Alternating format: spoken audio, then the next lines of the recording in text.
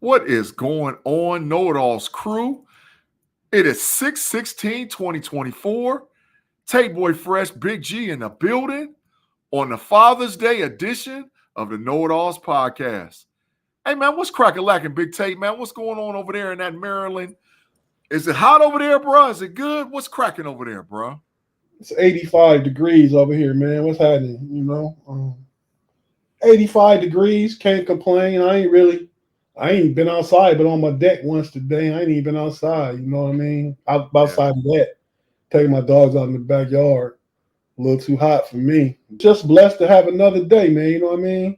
I'm really tired today for whatever reason. Staying up watching that fight last night. Yeah. And then stayed up after that. But I mean, I'm just been really tired today. Ain't been doing nothing but just kick back, watch the Reds lose a close game. They should have won today against the Brewers. That's about it for me, man. You sound like me, man. I'm mad about my trash Phillies. They've been playing garbage, but that's gonna be a segue. We get what's that on there? They beat them down like they stole something, bro. They beat them down. They beat them down like they stole something, man. Just total disrespect, man. But that's gonna be one of the segues we get to the show today, man. Hey, before we even get started, man, I just want to make sure we say thank you, and happy Father's Day to all the fathers out there. We're gonna have a little segue later on in the show, to give our honor and contribute to all the fathers out there in KnoItAllZ podcast land. But even before we get to that, make sure that you like and subscribe. Like and subscribe. Watch us on YouTube. Watch us on TikTok. Watch us on Twitter. Watch us on Twitch.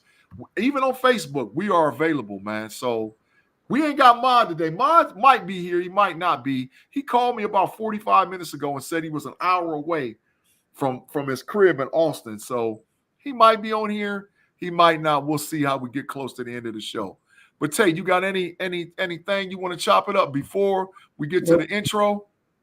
You mentioned Father's Day. I want to apologize to everybody. We were supposed to have a Father's Day show, but for whatever reason, we couldn't get all synced up and coordinated. We had a NBA son and dad, and we had a NFL son and dad supposed to guest today, but like I said, we couldn't coordinate. So hopefully we get them on each individually, but a Father's Day thing would have been real nice, but it didn't work out. Big facts. Hey, I asked a question even before we get to before the intro, bro. I asked the best father-son combination. I think Afton had hit it out the park with her answer already. Tay, you see it? Yeah, Barry Bonds and Bobby Bonds. I guess it's Arch Manning and probably Peyton Manning and Eli Manning. Yeah. Who was Rocky Patterson? She said they rodeo guys. Oh, okay. I got to throw Griff and Griff Jr. up in there too, though. Yeah. How about the Currys? Did the Currys get it? Currys too. Yeah, a lot, man, for sure. But yeah, that's you guys. Make sure you rock into that live chat comment or that live chat question. Who do you think is your best father and son combo? And like all the people that's walking with us live right now, we got Tim, we got T. Riley Blackstreet. We got Austin Art. We got George Teston. We got some people out here, man, early and often in the live chat. But y'all know how we get out. Before we lead to all of that and do all of this, we got to get that. The McCaffreys, yeah, the McCaffreys for sure. I already said the Griffeys, though, George. Yeah, big facts. I get credit for that one. Yeah, big facts. All right, man, let's get to our intro. We'll be right back after this.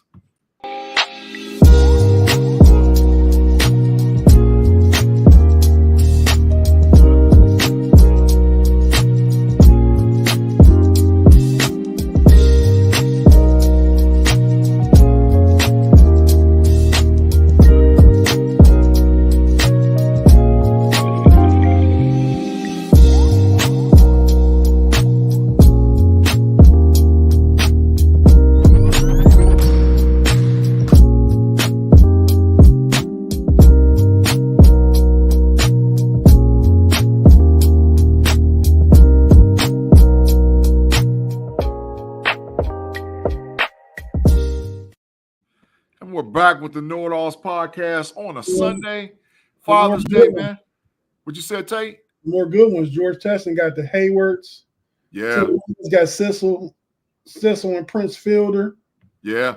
Bobby Hole. Yeah, some good ones. Yeah, we do. The McCaffrey. Yeah, got some real good ones, man. Real good ones, man. I see the Grippies up there. Oh, I got to turn that background music down because it's hot, loud at all. Get up. Is it real loud to you, Tate? Real loud. Turn down to 10. Turn down to 10. Yeah, it was up to like 50. Yeah, there you go. All right, man. We back in business. All right, Tate. We're going to get to our... Matter of fact, let me get the comments up there and acknowledge everybody over in the live chat for sure. There go Tim Lyons, the Halls, yeah. George Teston, yeah. Absolutely. Absolutely. Hey, I got one. Might not be popular, but I got one, Tate. Who? You got JaVale McGee, his mama, Pam McGee, and his auntie. Yeah, but that's not a dad. It's Father's Day. Yeah, but, combination generation to generation. The McGee's, it's Father's Day. But I think she was a hooper, bro. JaVale might be awkward and odd, but they was a hooper for sure. All right, man. We're going to get to our first question. It's NBA-centric, NBA related. It's 3-1. Yeah, I gotta acknowledge Athens, Peasy and Peasy Jr. Oh, yeah. Well, for the Steelers, I take this for the Steelers. Is the Haywards better than the Porters? We got 3 Hayward boys, 2 Porters. Who's the better family? Well, I think right now, second generation to go to Cam, first generation to go to Joey Porter Sr. Yeah. I mean, Ironhead was a beast, but I think Porter NFL career probably was a little more. And obviously, Cam is killing Joey as of right now, but he got a 13-year head start. Yeah, but I think when it's all said and done, the Porters might get him, bro, because Joey Porter was a Pro Bowler for a minute. Cam got some Pro Bowls on him, but I don't know if Ironhead was ever a Pro Bowl. He might have been maybe one time Ironhead was a Pro Bowler, but them Porters got an opportunity to really do the thing, bro, for sure, man. All right, man, let's get to the first topic, man. 3-1, like I said. Dallas Mavericks came back and beat the brake shoes off the Boston Celtics the other night. I think it was 122-84 final score. Boston now leads the series 3-1. They're back in Boston come Monday. Can the Mavs make this a series, Tate? Do you really think that they could do it? Maybe, yes, no. I mean, was that an anomaly? Was that the NBA trying to stretch it out? I mean, what's going on? Because they got the brake shoes beat off them. It wasn't even close. Tate, what's your thoughts? Do I have to answer a bad question? That's a good question. Not a good question. This thing is over. This thing is a wrap. You can go ahead and Boston ain't coming back to Dallas.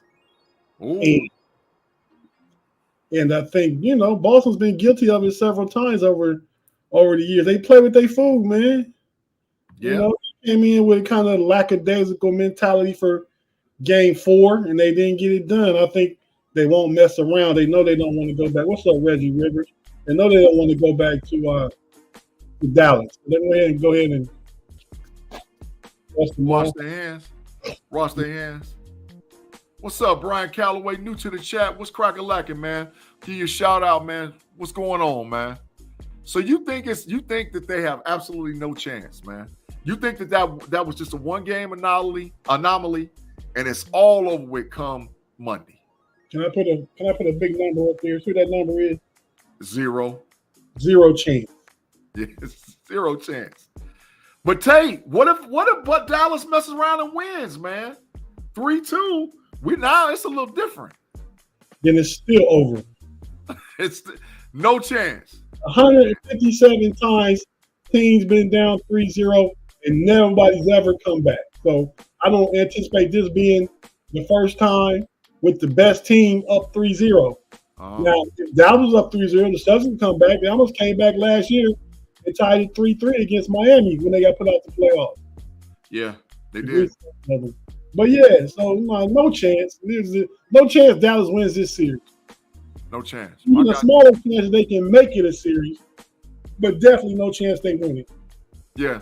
So I agree with you, Tate. I think that the Mavericks definitely probably, if anything is going to go 6, it might be 3-2. But I think there's no way Boston allows Dallas to get back to Dallas.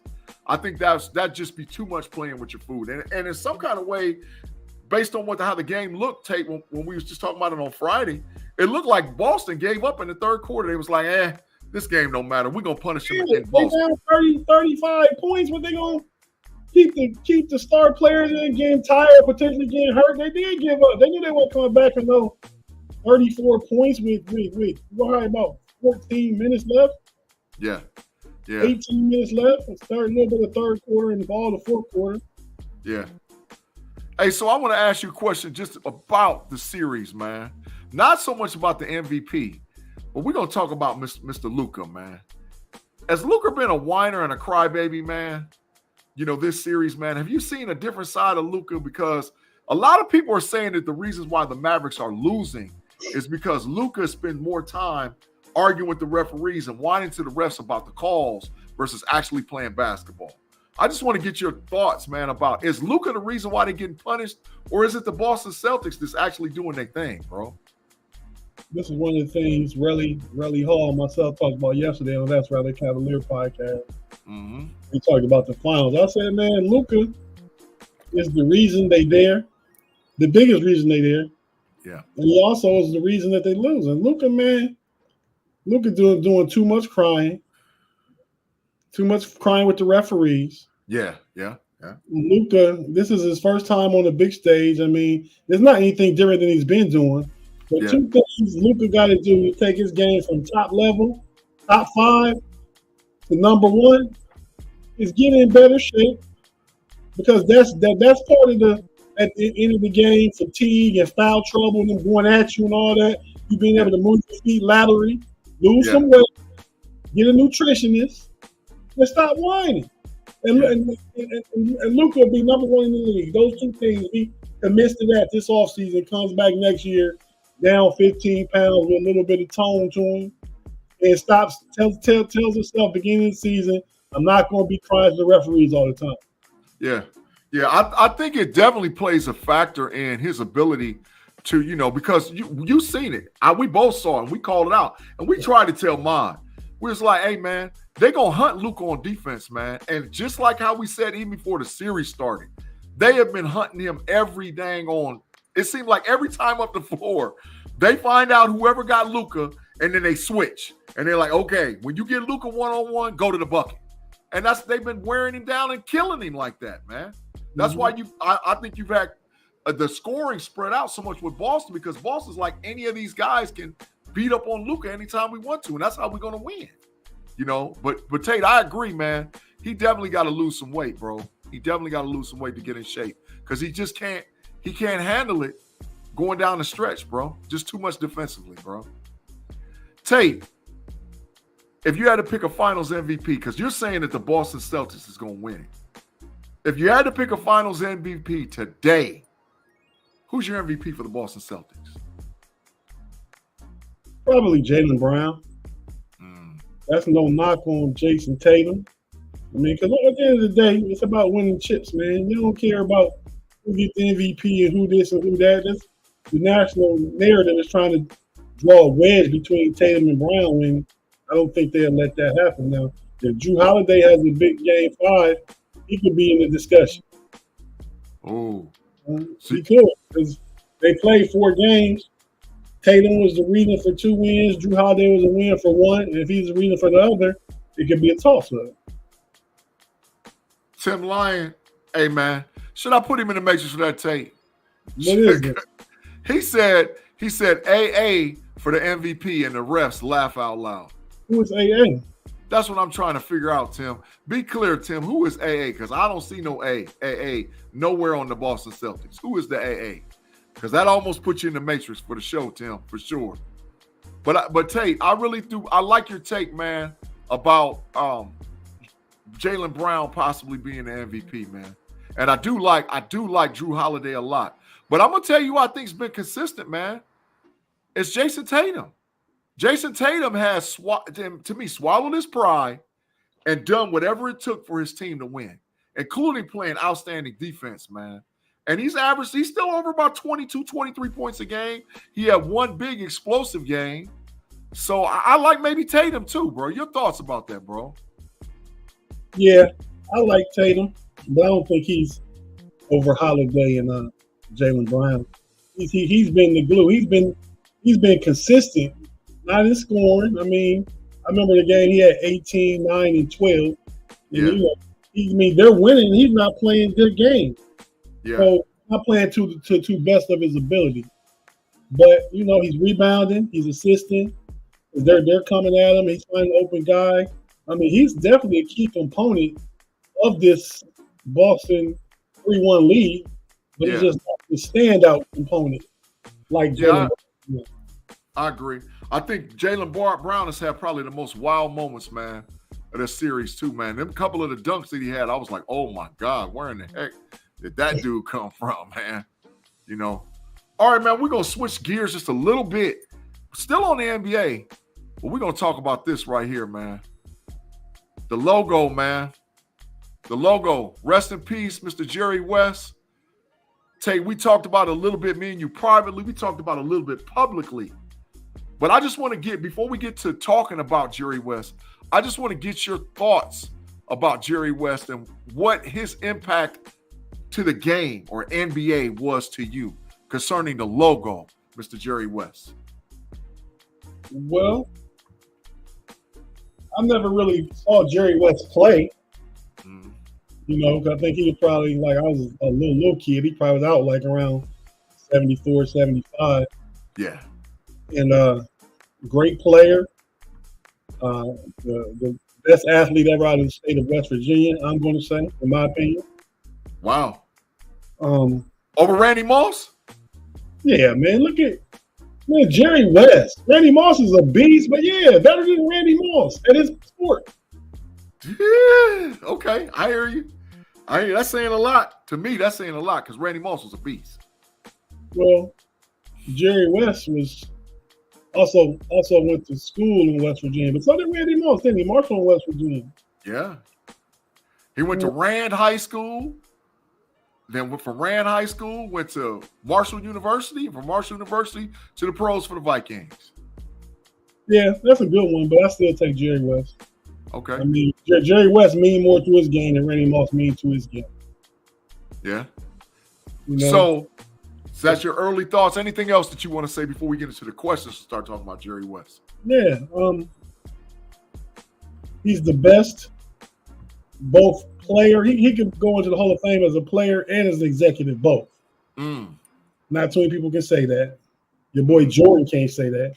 No, never. Trash, big trash. As far as an executive, garbage. But yeah, man, Jerry West was like I said, I never watched him, but when I found out about him, I probably found out about who Jerry West was before I knew who was the logo. Yeah. When I found out who the logo was, okay, that's Jerry West. You know what I mean? Yeah. That's big to say you do a logo of an entire sport. You represent that brand. He did a good job today. Like I said the other night, he's been part of 3 of the biggest dynasties in NBA history. Yeah. So for our listeners who probably don't know, because we're going to school them with the know-it-alls, what 3 dynasties you talking about, Tay? The Kareem Magic Lakers. Oh. The Shaq Kobe Lakers. Oh. They moved to get Shaq and Kobe in the same week. Drafted Kobe, traded for Shaq in free agency. Got Shaq in free agency. That's got to be one of the biggest hits for GM in any sport in 1 week. Well, yeah, he got Shaq on a Tuesday and drafted Kobe on a Friday.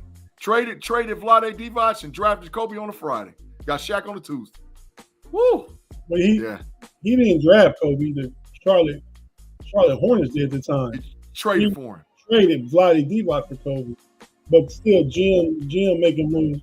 And then he was a consultant on all those Dynasty Warriors teams. He saved the Warriors from trading Klay Thompson for Kevin Love. He said, we don't need to do this.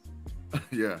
And you just trust Klay. Trust what I'm telling you about Klay. And, that was a big component into the Warriors championship. Klay was a key cog in that championship machine wheel. Yeah. And a big facts and shout out to one of the fellas in the live chat, and they said he was huge with the Memphis Grizzlies too, as far as making their franchise relevant, man. Yeah, he was, man. He was, man. I Tate, maybe I might be wrong, But I think Jerry West is the best executive that ever existed in basketball. He's better than me than Red Auerbach, even though Red Auerbach got them 11 chips. You know, he's better. He's better than me than what's his name? His daughter runs the Lakers now. Jerry Buss? Yeah, Jeannie Buss, and Jerry better than Jerry Buss. I think I want to say Jerry West was the guy.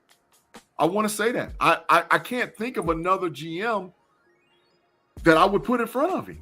Well, considering what he did with 3 and 4 different franchises. Yeah, that's it right there. The longevity and sustainability. Mm-hmm. You know what I mean? I got to put, not up with Jerry West. Pat Riley's a great executive. Yeah. You know, he typically always gets his guy. Yeah. You got Shaq come to Miami. You got LeBron come to Miami. Facts. You know? Hey, look, Claude, Claude, I don't know what it is, man. I don't know what's done got into you, bro. But Claude trying to turn it around, Tate. Claude trying to be an honorable know-it-all, bro, for real. Claude 3-4 shows in a row been out there, bro, talking big facts. I like that, Claude. Just because he agrees with you on some stuff don't mean that he still ain't Claude deep down. Tim Lyons said he want to see me go to the Matrix quickly. He wants to. Tim, I ain't nobody hunt. Listen, I ain't out here hunting for you like the Celtics be hunting for Luka. I just gonna watch your comments, man. And if your comments, you need to watch your conduct, because your conduct will get you put in the Matrix for sure, man. Hey, man. So Tate, is Jerry West a top 20 NBA player of all time? And if he is, right? I just want to see if you can go through your list quick, 1 through 20. I want to hear because Tate, you like, I give it to you. You the guru when it comes to basketball, professional basketball. I know it and know a whole lot about it. Ma does too. But I think just like I'm the guru when it comes to college football, you know. So I want to give you your shine and your moment when it comes to NBA. Who is your top 20 all-time players, and is Mr. West part of that top 20? Yeah, he's probably that tail end of that 20 range. Let me see real quick. And if I forget somebody or mess something up, I'm doing this off the cuff. Claude, don't push your luck, buddy. Don't push your luck, buddy. Don't push your luck. LeBron. Okay. Excuse me. Jordan. Mm-hmm. Kareem. Mm-hmm. Magic. Yep. What am I saying? Larry Bird. Larry Bird at 5. This is my list, ain't it? Yeah. I'm just saying. Right. Magic at 4. Yeah. I probably do go Larry Bird at 5. Mm-hmm. I'm probably looking at Oscar Robertson at 6. Ooh. Yeah, he deserves it. Yeah. Ooh. I mean, hey, I'm with it. Kobe. 7. Yeah. 8 probably would be Tim Duncan. Ooh. I got him in my. The next guy I would have a Shaq, but I'm with Duncan. I'm with that. I like that. Well, yeah, so that's what I'm saying. So yeah, Shaq at 9. Shaq left a lot on the table. I'm watching something about that today. Mm-hmm. About, matter of fact, him Uncle Shannon Sharp. Shaq got to think about something that he said, and Shannon Sharp said, "Man, Shaq, you in the Hall of Fame. I'm in the Hall of Fame. In my sport, you was better than me at your sport, and I was in my sport. But I had to give everything I had to make that happen." Facts. You know what I mean? Shaq, you coached it to the Hall of Fame. Facts. If you had had that mentality, was you gonna work hard, stay in shape, all those things like that, man, Shaq would have destroyed a lot of numbers. He probably would have been number 1 all time if he had actually had to stay in shape, Tate. In my opinion. If he actually had to work for it, his just physical presence was just unbelievable. He probably would have been number 1 all time. That came to camp and play his way into shape. Mm-hmm. And sometimes they get into shape after the All-Star break. Yeah. You know what I mean? Yeah. But so we had 9. We had 9. Who's the 10? Who's 9 and 10? Steph at 10. Mm-hmm. Akeem at 11. Okay. I'm with it. Chamberlain out. I'm just gonna say Will Chamberlain at 12 because he's one in the top 20. Now I might rearrange some of these now, but because Will Chamberlain at 12, Bill Russell at 13. Ooh, yeah. So I'm saying all these guys are left out. I said it's hard doing it off the cuff. Right. But you get them in the top 20 at 13. Giannis at 14. Ooh, that's high, Tate. In front of KD and Moses Malone? He's definitely in front of KD. Maybe not Moses. Okay. Hey, Moses at 15. KD coming back in there around Jerry West numbers. Okay. That's 15 with Moses. Dr. J? He ain't top 20. He might be top 25. Oh, okay. I'm with it. I'm putting Kevin Garnett at 16. Okay. 17, I'm going to say Isaiah Thomas. Okay. 18, I'm going to say Jerry West. Okay. 19, I'm going to say KD. And 20, I'm going to say David Robinson. Hey, listen, I couldn't argue maybe the order, but I couldn't argue any player. I couldn't take one guy out and add a guy. The only guy that I might want to argue just is Dr. J. That's the only guy I might want to argue. But outside of that, your top 20 is legit. The order might be off, but definitely top 20. Did I say Isaiah Thomas? Yeah, you said Isaiah. Okay. So Dr. J and AI, they in that next five. So 21, 22, 23. Dr. J, AI, Joker, probably. Call said John Stockton. No, John Stockton's not in there. Let me put him in. Great player. He's not a top 25 player. He's a top 75 player. Keep talking, dude. I'm putting him in. Claude, you couldn't make it. I had to put you in, dog.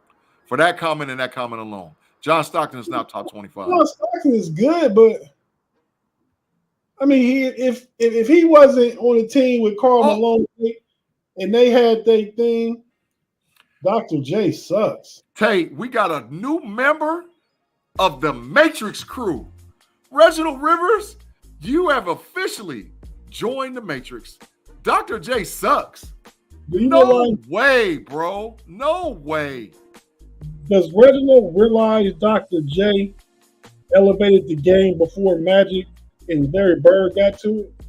Facts. That's big facts. And we talked that Dr. J spent over half of his career in the ABA. Right. Dr. J sucks? No way. That's what I had to put him in, bro. I'm just going NBA champion in 83. We know that one. ABA champion, 2 times ABA Finals MVP, most valuable player in the NBA in 81, 3-time ABA most valuable player. So think about it. That's like LeBron got 4 MVPs. Yes. Dr. J got 4 MVPs. He just like before the NFL consolidated, right? Yeah. He's 11-time NBA All-Star, 5-time ABA. So that's 16 All-Stars. Yeah. 2 NBA All-Star Game MVPs. Facts. 5 times first team All-NBA, 2 times second team, 4 times All-ABA first team. So that's 9. In the ABA second team, All-ABA second team, that's 10. That's 10 All-NBAs and All-ABAs. ABA scoring champion 3 times. Was one of the original slam dunk championships in 1976. Yeah. Yeah. Number 36 retired by the Brooklyn Nets, and number 6 retired by the Philadelphia 76ers. All big facts. All big facts. There's no way. Now, like I said, Tate, I'm okay with him at 21 to 25. I'm all right with it. Right. But to say he sucked, he's a top 25. Here, look what Reginald said, Tate. Look what he said. He said no jump shot. He could only dunk. Bobby Jones was better. Why don't have all those accolades? 1, 2, that was an era where the game was big man centric around the basket. Wasn't nobody shooting no jump shots back then. You know what I mean? Magic Johnson couldn't shoot a jump shot. Yeah, man. Hey, Reggie, man, go on, chill over there with Claude and Tim. You're a new permanent resident for this one. I done got a direct escort from Slow Project Rodriguez to Matrix Island. Matrix Island. Reginald, no way Bobby Jones was better than Julius Erving, man. Come on, bro. There's no way. There's no way. Let me look at Bobby Jones' numbers. Bobby Jones might have won Sixth Man of the Year a couple of times. He might have made an all-star game or two, but it ain't nowhere close to Julius Erving, bro. Come on, man. Come on. What you said, T. Riley Blackstreet said, a question to Tate and G could be fun. The Harlem Globetrotters in their history, how many times have they played an NBA team and won? I don't know. That I don't know. That I don't know a lot about the Harlem Globetrotters outside of certain players. I don't know a lot of history or historical facts about them because they wasn't a real team. You know, they barnstormed, you know. Reggie said, laugh is behind off. Yeah, Reggie, we got official escort. You done joined the island, bro. I cannot believe you said that Dr. J, Bobby Jones is better than Dr. J. I can't believe you said it. I can't believe it. Tay, you got Bobby Jones stats, man? I was looking at the Harlem Globetrotters. I can't see where they played them a lot. They played them back in the early 50s in NBA team. Yeah. We said Bobby Jones. Let's see. Yeah. Right here.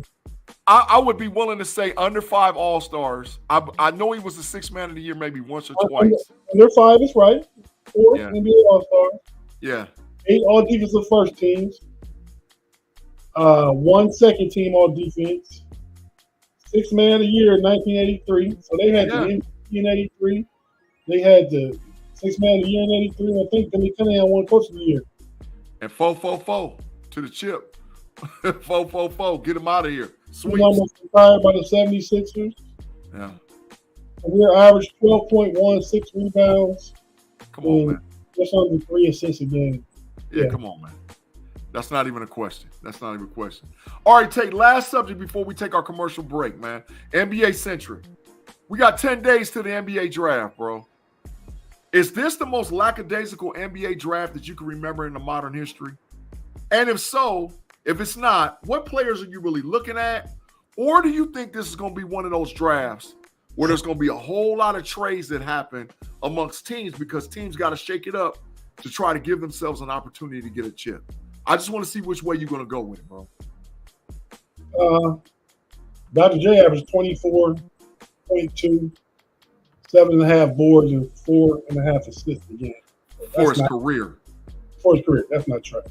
Yeah, that's the total. Let's stay on the island. This year's draft, man, the thing about it is there's no consensus top player. Mm-hmm. So teams are going to pick what they need. And usually you can identify 2 or 3 future All-Stars in the draft. I don't know if you can do that with this draft. I think you can get some good pieces to help your team out. I don't know if there's anybody that's going to be. Look, Kirby Harrison said this draft is big trash. Hey. It's not a lot of high-end talent, but you're going to get some good role players. You know what I mean? Yeah. What this draft is about in the first round from 1 to 32. People could have a different consensus on who's the top 5 picks. We could pick that and have 5 different players. Yeah. I mean, that's just how it is. A couple players I've been had my eye on that I like for the Cleveland Cavaliers. Potentially available at pick 20. That's the small forward, 6'8", 6'9" out of Colorado, Christian De Silva, knockdown 3-point shooter, 23 years old, a little mature, can probably contribute, right away at a position of need. Also like the kid from Dayton Flyers. Yeah. Plays 4 and 5, can stretch the floor. Good defense, good moves on the block.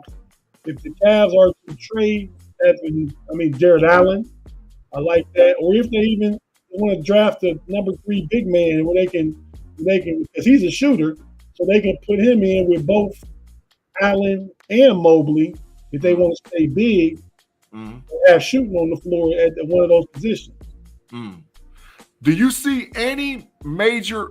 So, not the Mavericks, not the Celtics, but do you see any other contending team willing to shake it up and start trading away pieces and trading away picks to try to bring in a piece to get them over the top? Because I think there's a lot of teams close. I think Milwaukee's not that far away.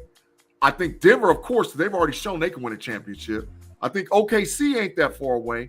I think Cleveland ain't that far away. And I definitely think Philadelphia ain't that far away. So do you think that there's a team that might say, okay, look, we're going to shift off some draft picks because you guys got a guy or a piece that we need to come in and get us over the top to get us that ring? Take your thoughts about that, bro. I don't know what Denver can do. They pretty salary loaded. I don't know what Milwaukee can do. Same thing. They brought Dame in last year. The one in your order, the young teams, Philly and OKC. They could do something. They got a ton of draft capital. They got a young nucleus. They just need to maybe bring in veteran presence. I don't want to get into both of them and say what role, but also the Minnesota Timberwolves. I think Cat is expendable. You get a lot back for Cat because you can replace Cat with Nas Reed. You know what I mean? And still have the same effect. Yeah. Philly is the only one that Philly got the resources and the money to do it. Yeah, big facts. So they definitely gonna do something. Yeah. I don't know right now. My quick take is Paul George in Philly. Yeah. Reginald Rivers said Jared Allen coming to the Grizzlies for the 9th pick. Tate, that's our squad. With pick number 9, do we give up Jared Allen? That's a good one, Reggie. It sure is. It sure is.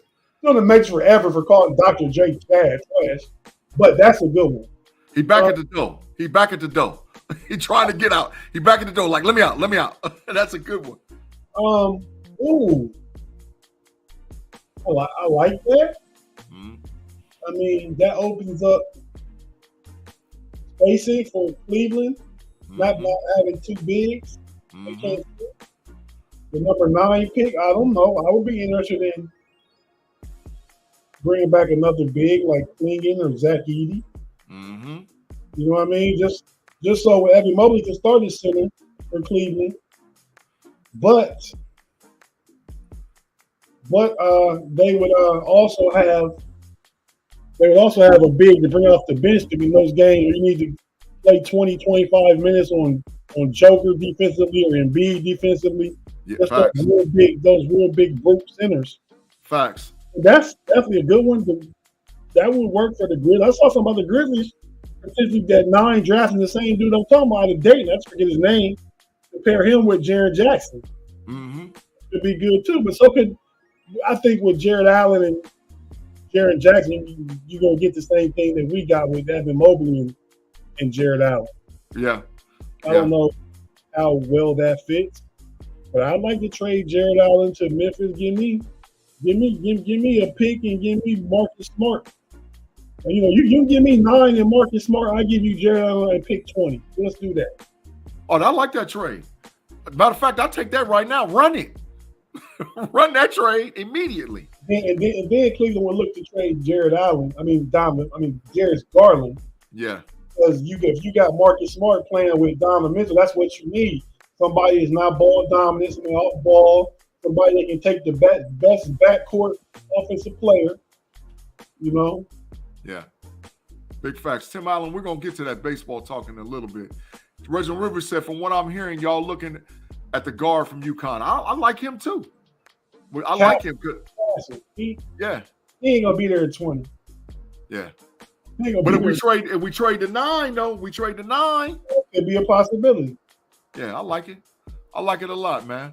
Hey, I still like the dude from Illinois, Terrence Shannon. Yeah, I like. He Oh man, he started to be in a little bit of trouble. He was found not guilty just earlier this week.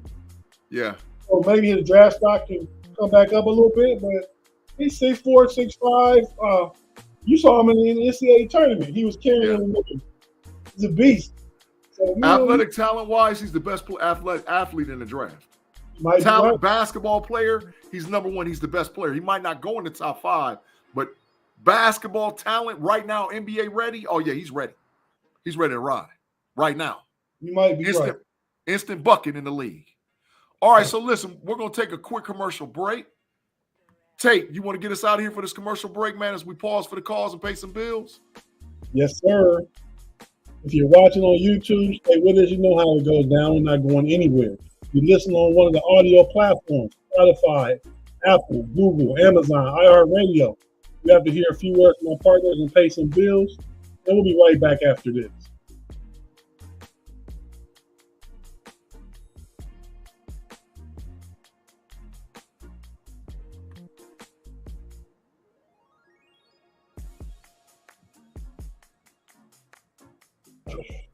And we're back with the KnoItAllZ podcast. Big G and Tate Boy Fresh sitting in the building, chopping it up, talking about sports in general on a great Father's Day. And if you guys haven't heard us already, happy Father's Day from the KnoItAllZ crew. Tate, we're going to shift gears on the second segue of the show. We're going to our one of our favorite sports. I think the thing that all of us probably know the most about, excluding Mod, the NFL, right? We love our NFL. We know our NFL, bro. Minicamp's over with, bro. And we got about 6 weeks till these jokers got to be back in the building. Matter of fact, it's less than 6. They got to be back at the end of July, right? And I just want to know what you're hearing out there on them streets concerning the minicamp talk, maybe just from the Steelers or what else you hear from the NFL. And, you know, your thoughts about now that we done moved on, who going to be ready to ride come season time for the NFL this year, bro? Well, I'll start at home, AFC North. I hear Deshaun Watson is looking really good. Yeah. I hear Derrick Henry is excited to play with Lamar Jackson. That's the toughest division of football right there. Big facts. Big facts. Some of the other things, the Dallas Cowboys always just, you know, kind of dropping the ball, lose control at the wheel. When they let Justin Jefferson and Trevor Lawrence both reset the market, and they got to pay Dak Prescott and CeeDee Lamb, and both them boys won just as much, if not more, than Trevor Lawrence and Justin Jefferson. Yeah.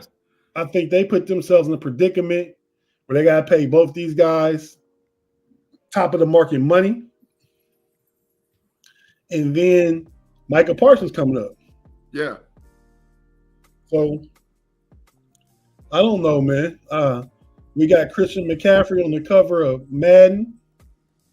No jinx from me. But just looking forward to it, man. I mean, football is going to really be starting here in 6 more weeks. There's still going to be some moves made right now before camp starts. Yeah. You know, that's about where I'm at, man. Just looking forward to it. Yeah.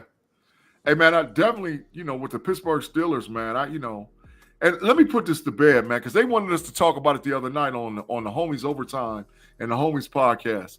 All this nonsense to talk about Cam Hayward ended up in Cleveland in 2025, it ain't happening. It ain't happening. Get it out of your head. Cam Hayward will walk away from the game before it's all over with. But that what it is Cam is jockeying for position right now. Cam wants some money. And I think they're going to work it out. He might have to take a discount and get some void years, Tate. And I think Tate agrees with me with that. But Hayward's going to be a Steeler. He's not going to end up playing for the Cleveland Browns. Trust it. You can take that to the bank. I think you signed him to an extension for 2 years. That's performance-based, you know, incentives. Yeah. If he lives up to the money, he get the money. Yeah. If he old dude flame out, you know, you get your little $4 or $5 million. If you want to get in the 15, 16, it's got to be performance based. That works for everybody. Facts. Yeah, and have a void year at the end. Definitely have a void year at the end. Hey, John Caldwell, what's cracking, man? Thanks for the comment in the live chat, man. He said, G, predict the Amari Cooper stat line versus JPJ this year, game 1. JPJ will shadow him the whole way. Amari Cooper will have 4 catches for 55 yards and no touchdowns. JPJ gonna put him on lock if he follows him and shadows him the whole way. Tate, me and you talked about this already. JPJ a top 5 or 6 corner in the league, bro. Right now, today. Agreed? Right now, and only getting better. Yeah. I told you, it was on 3 guys I would take over. That was Sauce. Yep. Surtain. Yep. That was maybe the kid for the Houston Texans. Yeah. That's it. Or Stingley. You're talking about Stingley, Derek Stingley Jr. Yeah. I don't want the kid or the guy that went to Tennessee from Kansas City. Sneed. I don't want Sneed over Easy Jr. because Sneed is about to be 30. Yeah. You know what I mean? So if I'm talking now, maybe not even Jalen Johnson, though. I think the upside for Porter Jr. is higher than Jalen Johnson for the Bears. So yeah, them 3. Yeah. He's and Mr. Woodside said Amari Cooper is a nice route runner, will get hands and sides. 5 for 58, bro. He ain't getting nothing out there. Where if they hurt us, they might hurt us in the tight end position and try to go long with Jared Jeudy. But Amari is gonna lock. JPJ got that on lock, dog. That's straight lock. Hey, so what I'm hearing right now in the streets, man, Tate, the Steelers might not be done. Omar Khan is trying to play the weight game. Omar Khan looking, he might want one, Tate. I sent you some stuff earlier. I sent you that thing earlier. That was the craziest thing I ever seen in my life. But Omar Khan trying to play the long game, bro. Big G. Yeah. You know I look at all that stuff you seen, man. You didn't see it earlier? Man, we talked about the other day how you inundate everything, man. I'm gonna listen with you and how much you text. Yeah. Or send message in the back channels. I'm in the thread with you for the homies, for the know-it-alls, for pump your brakes. Yeah. Cavaliers. Yep. And you send stuff in all of them. Yep. Plus individually. But Tate, I slowed down over the last 48 hours, bro. Oh, well, I ain't checked like that, man. See, I've been better the last 48 hours, man. I slowed down. You sent the screenshot to us of something that Jeff Hartman put up in Slack on the Slack channel as if we don't see it. We don't need to see. That's just extra stuff you don't need to do. Man, Pay be asleep at the wheel, bro. Pay don't be paying no attention.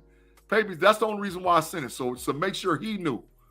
But you know, I know you and B Dirt ain't sleep at the wheel. I know that. But Pay be knocked out at the wheel. Did you have to send that directly to Pay? Yeah, I could have. Okay. I could have. But yeah, but Tate, I heard Dotson, I heard Cole Holcomb, and a third Dotson. What's the name? The tackle. Moore Jr., Cole Holcomb. Oh, I did see that. I laughed at it. Yeah, I know you did. Because that's funny. Dan Moore, Cole Holcomb coming off an injury, and a draft pick. 4th round pick. Yeah. For Brandon Ayuk, Big G, that's laughable. Hey man, I'm just telling you, it's out there in them streets, bro. It's out there in them streets. Come on, put laughable takes out in the street. Yeah, it is. Trade proposals. Not gonna happen. But do you think the Steelers are done? Do you think they're settled? And this we're not going to grab another, because the position list, let's just be honest. The position everybody wants to talk about is the WR2. Do the Steelers make a move for WR2 going into camp? I got my own personal thoughts about it. I just want to hear your thoughts about it. I don't think it's a big move. Not like the Ayuk. Not like Debo or DK Metcalf. You know, it could be Cortland Sutton if they can pry him away from Denver. That's what Blackstreet say. What's that? He said Blackstreet said, "What's going on with Cortland Sutton?" Yeah, that's the one I look at. If not one of them, then maybe they try and get John Mechie from the Houston Texans. Mm-hmm. I like Mechie. I've even heard you talk about what's the kid down there in Tennessee that went to Arkansas, Burks. I've heard you talk about Burks as well. But Tate, just in my own personal opinion, I don't think the Steelers. I think we're going into camp with what we got. Not unless Khan could just work it for the low. You know, Ayuk, if he can get less than a fourth, if he can get a fourth rounder, or I would even say a third rounder. About that, man, that's not even realistic. Hey, you never know, bro. Ayuk for a fourth round pick, not realistic. We got Justin for a sixth. That's Justin Fields, right? Justin Fields wasn't all pro last year. That's big facts. I can't deny that. But I think we're gonna ride what we got, bro. Tim, yeah, you're absolutely right. I don't think we're gonna make a move. I would love to have Courtland Sutton though. Take the more I think about it and the more I watch film on him, yeah, I would love to have Courtland Sutton. Yeah, another big body receiver in the block game. Yeah. Already got a rapport with Russ. Mm-hmm. Contract works, only making like $16 million a year. Yep. So a whole bunch of pluses to get. You can get Courtland Sutton for a fourth round pick. Yeah. I like it. John Caldwell, I agree. Arthur Smith is happy using Fryman from Washington. Yeah, 12 personnel, and I know Pickens is going to be playing a lot from the slot, and they're going to cover him up with Vance Jefferson or Calvin Austin III or Roman Wilson. So yeah, I think we're gonna ride what we got, bro. Tate, Trevor Lawrence got $55 million a year, $275 million. Reset the market for a quarterback position. Was he worth it, man? Or why is the NFL teams doing this, bro? Paying dudes that ain't did nothing. I want to hear it, bro. What's going on, man? Overpaid. Most quarterbacks are. Tim Lyon said big trash. Well, he's on the field most of the time. After gave the throw up emoji. After gave the throw up emoji. Wow, after? Wow. Okay. I mean, I put up a graphic the other night on the homies where he has the same career statistics. Granted, he's played like 15 less games, but same career statistics as Daniel Jones. You know we put Daniel Jones. Daniel Jones has the same amount of playoff wins. Daniel Jones has the same amount of playoff wins. Yeah. It's just a thing, man. We're next up. That's who getting it, right? Yeah. I mean, teams don't. I might rather have the salary cap available to me. Now, they're drafted not with Trevor Lawrence per se, but maybe like with a Dak Prescott, maybe like with some of these other quarterbacks that are marginal, that get in the bag. I might rather just draft somebody high, plug them in, and have that $55, $60 million in salary cap to spend elsewhere. Yeah. I think they made the move totally out of fear, man. I think they made it totally out of fear. And what's up, Rob Lightfoot, man? Yeah, I'm out there in them streets down south, too. I'm acting up, bro, for sure. What's up, Mark? Yeah, on the 9th, bro. We'll see you on the 9th for sure, bro. But yeah, listen, man. Listen, I think that they acted totally out of desperation. And I think the Jacksonville Jaguars might have cooked themselves. You know, because the only thing is if he produces, if Trevor Lawrence over the next year or two gets him to an AFC championship game or gets him to a Super Bowl, then we'll look back on this from a retrospective standpoint and be like, man, that was a great move. But if he's only got one playoff win, if he can't do anything more than that, $55 million for a guy that can't even give you playoff wins, there's no freaking way. There's just no way. Well, you saying the same thing about Justin Herbert? Yeah. You know what I mean? Yeah. The same thing about who else? Dak Prescott got 2 playoff wins. Kyler Murray. Kyler Murray got big bread. Jalen Hurts got big bread. Jalen Hurts been to a Super Bowl. One Super Bowl. Okay, yeah. But yeah, someone just getting paid too much money, man. And Jared Goff been to a Super Bowl. He get big money. I've been to 1 Super Bowl. Yeah. But I think he's worth it. And they got in front of it early. They didn't let Trevor Lawrence sign. Yeah. You know what I mean? Yeah. What's up, Afton? You're absolutely correct, bro. What Afton say? Thomas. Thomas said, and he threw 4 picks in a playoff win. Trevor Lawrence did. He threw 4 picks. He was trash. They won, but he was trash. He played horrible. They beat Justin Herbert. Yep. Who was up, 28? Wasn't they up 28 points and lost? Yeah. Yeah, man. Black and Gold. What's cracking, Black and Gold, man? Good to see you, man. Yeah, you know like that. Lamar don't have a lot of playoffs. We in 2, I think. But Lamar got MVPs. Yeah. Gabe, I understand you saying about his weapons. Christian Kirk, Davis, and Ingram. Yeah, but bro, he ain't worth all that bread. The best player on their team offensively is Travis Etienne. But we all know that running backs don't get 2 contracts. So you done broke the bank with Trevor Lawrence, and now you put yourself in position. What you going to do? If Lawrence can't get you right this season or the next season, and your division has gotten better. The Indianapolis Colts is better.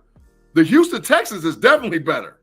I don't know about Tennessee yet, but they're probably not going to win their division. So you done broke the bank for $55 million for a dude that can't even get you in the division. That's all I'm saying, bro. What he said, they got Brian Thomas Jr. in the draft. Yeah, he's a nice receiver out of LSU for sure, right? ETN got a second contract. We'll see. I don't think ETN got a second contract yet. Yeah. Christian Kirk is overpaid. They may have franchise tagged him. Yeah. Saying Christian Kirk is overpaid. He's not overpaid anymore. He's getting $18 million a year. Yeah, 18 to 20 million. For wide receiver anymore. That's what Deion Johnson was getting for the Steelers. Yep. Yeah. Big facts. Shoot, yeah, because the wide receiver market, like you said, got reset. What just happened over the last couple of days. So yeah. And Dallas is cooked. Before we get Mod on here with the big bias, there's no way they can afford to pay Parsons, CeeDee Lamb, and Dak. It's just not going to happen based on what the market is. All 3 of them are supposed to be top 3. They'll never get all 3 of them signed. All right, Tate, your big burner prediction early on for the NFL season 2024 edition for the Pittsburgh Steelers. Or you could say big burner prediction for the NFL. Even before we hit Latrobe, what do you think is going to happen that's going to put us in position to maybe win, bro? For the Steelers? Or just the NFL, either one. Or you could do both. Matter of fact, do both. Thank you, Afton. Big facts. He got a 5th-year extension, not a new contract. Facts. And I just looked, Christian Kirk makes $18 million a year. Correct. But Blackstreet. Could be the team. No. I got a feeling whoever it is, Russ or Justin Fields, is going to come in for about $30 million next year. Mm-hmm. That's not resetting the market when it's up to 55, 60. Facts. But I think I'm gonna jump out there and say our defense, man. Our defense is gonna be top 3 in the league. Oh, with this new style offense. Yeah. Running the ball, controlling the clock. It's gonna keep the defense fresh, which is gonna limit injuries, which is gonna get us 10-point leads in a lot of games and let them just get after it. Mm-hmm. So I got a feeling the defense is top 3. I told you the other night I'm drafting them first round in the fantasy, Big G. I promise you I was going to say that. I was going to ask you, I was going to say, Tate, am I allowed to say what you said, that you're going to take the Pittsburgh Steelers defense in the first round of the Fantasy Football League this year? You're sticking to your guns. You're going to take them in the first round, no matter what. First round. Wow. If I wait anything past 3, you going to try and get them. No, I'm not. No, I'm not taking them in the first round. I'm not taking the Steelers defense in the first round. Anything past 3, you going to try. Round 3? Going into round 4, you're going to be looking at them. Maybe. Man, I ain't telling you my strategy. I'm trying to get my chip back, bro. I ain't going to tell you nothing. I'm sending straight smoke screens, bro. We had a chip in 9 years. What are you talking about? Get your chip back. Tate, tell the truth, man. I got cheated, man. Man, be honest, man. Hey, Come man, on, tell the truth. Fantasy football going fantasy football, man. And yeah, ain't our fault that DeMar Hamlin had had an issue on the field and they kind of wiped that game out, and you had a quarterback going, and it kind of hurt you, but no chip, still the same. I got robbed. Steelers defense number 3. Overall NFL, Dallas Cowboys don't make the playoffs. Don't or will? Don't. I'm with you. As a matter of fact, I wish Ma was here today because I bet him corner time. Because they ain't getting in. The Cowboys ain't getting in the playoffs. I'd have looked at it, take a look at it. They might be the third best team in their division. Dallas is horrible. They horrible. Their 53-man roster is not good at all. Right? This fantasy football god is tough on it all. Yeah, they are, man. Mr. Woods, see, they be beating me up. They ain't cheating, man, with the big cheating. Last year, I had Aaron Rodgers and lost him the third play of the freaking game. But almost made the playoffs. Got smoked in first 4 or 5 games. I had to reset my roster and almost made it. I was a game away. I should have made the playoffs last year, but it's okay. I'm back for it this year. I want that chip. In all fairness, it's tough, man. We don't have one of them cush leagues. It's 12 teams, only 14 make the playoffs. No extra, no nothing. Top 4 teams. So Thomas, yeah, bias. Because I got to be biased when it comes to Mod, bro. I got to be biased because he won't admit. He won't admit. And it's okay. Listen, I've been out there on the streets arguing about the Steelers and the Coach Tomlin. The deal is, bro, it's an anomaly for your team to not be trash every now and then, right? So if Dallas doesn't have a good record this year, that's okay. They're going to be able to retool, get their 53-man roster together, and put them in position to be competitive over the next 2 seasons. Because you're not going to sign CD, you're not going to sign Dak, and you're not going to sign Parsons. Not those 3 combinations. 1 or 2 of those guys is walking. So you might as well do it now. Have a down. It's okay. It's just the Steelers are an anomaly. Our down seasons look like 9-8 and 10-7. That's what our down seasons look. It's all right for Dallas to have a 7-10, 8-9 season. It's okay. Because the Dallas Cowboys ain't the Steelers. Facts, Tate? That's a good franchise, man. Just Jerry Jones meddled too much. Yeah. They had 3 12-5 seasons in a row, though. That's something to say for that. Yeah. Yeah. Facts. I think the difference between us this year is people are going to see is we have a quarterback that's been through the fire, been there, done that. That can't get to the fire. So after said honestly they're better off if Dak Watts. That's true. All right, Tay, look, man, we got to get to the second half of the show. We're going to swing it over and close out part 1. Let's go to part 2. Tay, you'll take us out of here and get us over to part 2? I hope part 2 is shorter, man. I'm tired. You're going to be all right, bro. You'll make it. If you're watching on YouTube, don't go anywhere. You know how we do it. Stay right here. We'll be right back. If you listen on one of the audio platforms, the KnoItAllZ are available on Fans First Sports Network. Obviously, search Apple, Spotify, Google, iHeartRadio, Amazon. Where you get your audio podcast from, look us up. Fans First Sports Network, KnoItAllZ. And we have to pay a few bills here, a few words from our partners.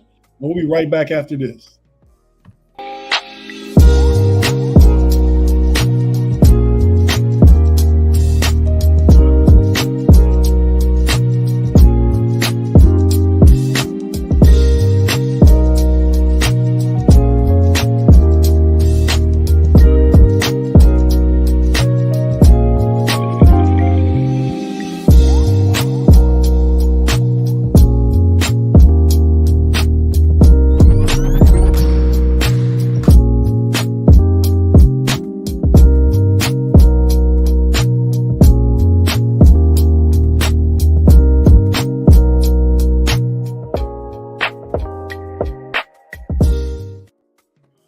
And we're back with the KnoItAllZ, part 2 of the Segway segment on a Sunday.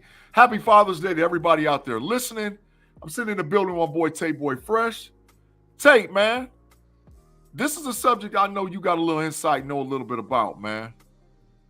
We to that time, bro. Track is life. Olympics is life. The Olympic trials, man. Tate Boy Fresh. What's going on, man? Talk to me. You got all the insight. What's going on, man? That's my brother and sister-in-law track team, Star Athletics. The trials started this week, but it was for stuff like uh, ooh, picking stat line versus salts. I'll get back to that. Yeah, But man, the swimming was this week. Some of those other, obscure sports. Track is next week. mm-hmm. Trials, and a lot of people on that track club looking good. Star Athletics again.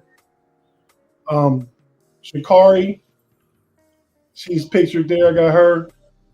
Yeah, so there's TT Terry. There's Kenny Bednarik. There's Brown. Aaron Brown. He runs for Canada, but he's part of the track team. He's won a silver medal before. I believe they won the relays one year, placing the relays. So yeah, from left to right, Caitlin Whitney, she runs the 400. TT Terry, she's a 100 and 200 runner in relay. Melissa Jefferson, she's 100, 200, probably will be on the relay. And there's Shakari Richardson, 100, 200, definitely going to be on the relay. Kenny Bednarik, he won the 200 in a couple of his last few events. 200 is tough for men. Hopefully he can. I think he'll get into the Olympics. He'll place in the trials of the place to get him the Olympics. And the dude with the blonde hair is Kyrie King. Yep. Yeah, he runs 100 and 200. Probably his best race is 200. And Aaron Brown from Canada. And they have more athletes on their team. But all these guys are on their team, and all these people should make the Olympic. And, qualified to trials to get into the Olympics. Well, maybe we can sometime, right after the Olympics, we can get Dennis to come on. Yeah. Or Dr. come on. We need to hear about that. I know they've been real busy right now. A lot going on to say, hey, come on the podcast next week. Yeah, exactly. It's a little quick, fast, and hurry, but still, they've been friends of the show before, man. So we appreciate them always. Hey, so Tate, did the men and the women's track, man, get them goals back in the 100 and the 200 and 400? Because we've been getting kicky the last couple of years, man. Is it time for us to get our squad back together and get out there and get that goal, bro? Didn't we win them both last year? No, not the Hun. I think we did. Tate, no, I don't think so. I'll double check. Not the Hun.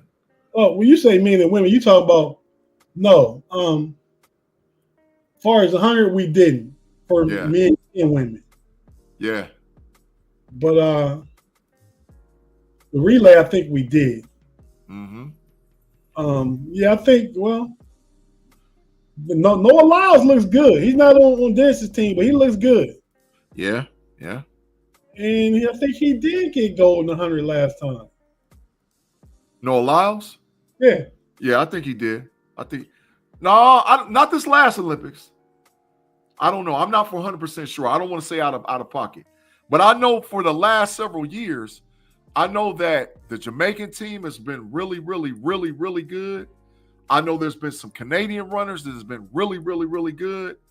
And, normally we're used to USA dominating. And we ain't really been dominating, not like that. Yeah, so it's time for us to get our stuff back. I guess the guy from Italy won it. Yeah. Fred Curley finished from Texas. Mod would be all over this. Finished with silver. So yeah, but KnoItAllZ is looking good in the men's 100. Yeah, I'm putting my money on our athletic athlete Shakari Richardson in the women's 100. 3 goals. 3 goals. Oh, 3 goals. I'm book it. 100, 200 relay. 100, 200 relay and the 100 by herself. Book it. Yeah, 100, the 200, and the relay. Book it. 3 goals. Book it. I like that. I think women's wise, I like that. I like that take, Big G. But the best women pound for pound in her event, Sydney McLaughlin. Facts. 100% facts. She tearing the track up, Jack. 100%. Listen, I watched some stuff with her, bro. Man, she fast. Like she's She jacket you. What's in the FloJo fast? Like She she was so FloJo fast. fast. Her main event is the 400 hurdles. Yeah. She's so fast now, blowing the field away by so much. She said, "I'm gonna get in the 400 meter too." Yeah. Just to smoke everybody. Yeah. She's Just only to gonna smoke win the hurdles. She probably can win the 400 meters too. Yeah. Big facts, man. Big facts. But I don't know, man. Maybe it's just me. Maybe I've got the bias. You know, when we was kids, the 84 Olympics, domination. 88, our basketball team was trash, so they had to put the pros back into 92. 92 total domination. 96 domination. 2000 domination. I mean, I'm used to that, just domination. And now we ain't dominating. So I think this team is going to 2004 in the basketball, no domination. And keep in mind, Big G, what you're saying, you're speaking directly to the fact that the world's getting better in all events. Facts. They got better basketball players now. They got better track athletes now. Yeah. I mean, the world's just gotten better. The United States was on a pedestal for the longest. Yeah. Now the world has gotten better at all events. Facts. All right, last subject with the Olympics, bro. Hey, man, Canada putting together a squad. Giannis and them putting together a squad. Luka and them putting together a squad. Do we get the gold, bro? Because our men's team is stacked now. Do we get the gold, or are we going to have trouble? Canada got a good team, but they got NBA players, but not like all-star NBA players. They got Shea as an all-star. Who else on their team all-star from Canada? Not sure. Can't think of right off the top of my head. But they got a lot of NBA. I see got at least 8 NBA players. I'll say that. At least 8. I understand that, but they're not going to beat the United States. Okay. Not with the United States. And neither is Luka. Luka getting stopped by the Celtics. Jaylen Brown, Jayson Tatum, both going to be on that team. Oh, with LeBron. Oh, with KD. Oh, with Joel Embiid, who decided to roll with the Team USA. Yeah. I mean, it's not going to happen. Total domination for NBA, gold. And with the men and the women's, I'm predicting that too. I'm saying juice to dominance, the men and the women. And that's low-hanging fruit like if I ever had some. They're going to be a juice to dominance with the NBA gold. I mean, with the gold in men's basketball and women's basketball. You up there reaching that low-hanging fruit, man. Like low-hanging, reaching easy. Just like an easy reach. Like you would go just reaching up at the little fruit hanging down off the tree. Just right there. Just easy to grab. Let's get these goals. All right, Tate. Big fight last night, man. That's why you a little tired. I think that's why I'm a little tired too. Tank, man. Tank Davis, man. 14-month absence from boxing. Came out in the 8th round. Put that boy to sleep. Right? Good night. Adios, muchachos. Moves to 30-0. Unified the belts. Is Tank that guy? Is he putting his name amongst the greats? Tank is, man. Man. This is a beast. And this is no slight on Frank Wright. Yeah. He fought a perfect fight for the first 6 rounds. Yeah, big facts. But him fighting the perfect fight was also part of Tank's plan too, though. Yeah. Tank is a mix, man, of Floyd Mayweather and Mike Tyson both. Ooh. Stylistically, he's patient. He's a tactician and strategist in the ring. That's Floyd Mayweather, and he has a fury when he's ready to come at you, like Mike Tyson. Yeah. You know what I mean? For y'all that didn't get a chance to see it, man, we're gonna show y'all a little highlight real quick for the Tank fight last night.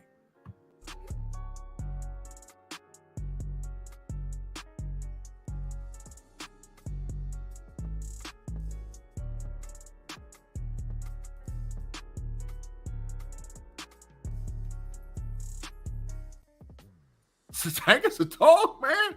Put that boy to sleep. Sleep. Get up out of here, bro. Get to sleep. Quick, fast, and hurry. What happened was, man, the first 5 or 6 rounds, Frank Wright was winning. Yeah. But then he started to, and he said it last night in the post fight, that he started to lose his strategy because he was trying to, because anytime he would move, Tank was steady coming at him. When he tried to, as a strategy, he thought, I'm going to change it up and get on the ropes and fight on the inside. But when you do that, you go into Tank's advantage, and that's why you got your ass knocked out. Good night. Tim Lyons said he's serving up straight NyQuil. Yeah, he got NyQuil in them gloves, dog. Yeah, he got NyQuil in there, man. So, but no, it's a good fight. Can't nobody beat Tank, man. If he stay at 135, 140, ain't nobody that can beat him. He can go on forever winning that division. Tom said Tank is inevitable like Thanos. He's inevitable. He said, hey, man, I'm telling you. The whole fight, man, the whole early fight, first 6 rounds, he's letting Frank Wright come at him. Tank just had his hands up, walking towards him. Then he putting pressure. I mean, Frank Wright was getting more punches off, scoring more points in the early rounds. But Tank knew what his plan was. He's patient. You know what I mean? He's gonna wait to eat, and that's what he did last night. He let him kind of tire himself out. Tank kept coming forward, regardless of the punches Wright was throwing. Wright couldn't throw no punch that would back him up. Yeah. And when they got in that little scrum in that corner on the ropes, it was a wrap. We saw the straight left to knock him down, but it was an uppercut before that wasn't on the video. Yeah. That started that whole little thing right there. Yeah. Oh, yeah. Tate, is Tank a top 10 right now? Top 10? Right now? All time. All time. All time, man. Hard to say that right now. So many great boxers. I know, man. But Tank doing some things, bro. He knocking cats out. Like, he ain't getting in there messing around. He ain't knocking cats out. In this generation, next on the list is going to be Bud Crawford and Tank Davis. They next up on the list of all-time greats. Yeah, I like it. Thomas, Tank doesn't like Canelo. You always think the opponent might have a chance. Then Tank goes to work middle rounds. That is big. Thomas, that is one of the best big facts you ever had for the KnoItAllZ podcast. That is totally true, bro. Tank gets out there and handles his business in the middle. Canelo patient. Canelo got like 2 L's, don't he? Yeah, 2 L's. One against Floyd. You got one against somebody else? I think he lost his second to last fight. He lost to Floyd 4 fights ago. I think he got 2 L's. 2 L's. All right, Tate, we got one more commercial break, couple topics, and we're going to get out of here. Take us this commercial break, man, so we can wrap this show up and get them last 2 topics, bro. For those of you watching on YouTube, stay with us. We're not going anywhere. We'll be right back. If you listen on the audio platform, Fans First Sports Network, KnoItAllZ, whether it be on Apple, Spotify, Amazon, Google, iHeart, wherever you listen, we have to hear a few words from our partners and pay some bills, and we'll be right back after this.